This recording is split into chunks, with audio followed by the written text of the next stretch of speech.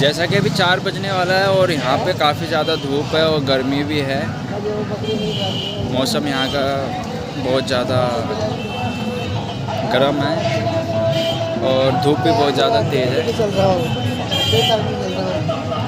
अभी हम आए थे बाहर घूमने के लिए थोड़ा सा। अभी हमने लंच कराया, अब जाके थोड़ा बाहर घूमने के बाद फिर हम होटल जाएंगे। फिर हम उसके बाद थोड़ा सा सो के फिर उसके बाद शाम को हम थोड़ा बहुत शॉपिंग करेंगे, जो भी सामान हमें चाहिए। Okay bye.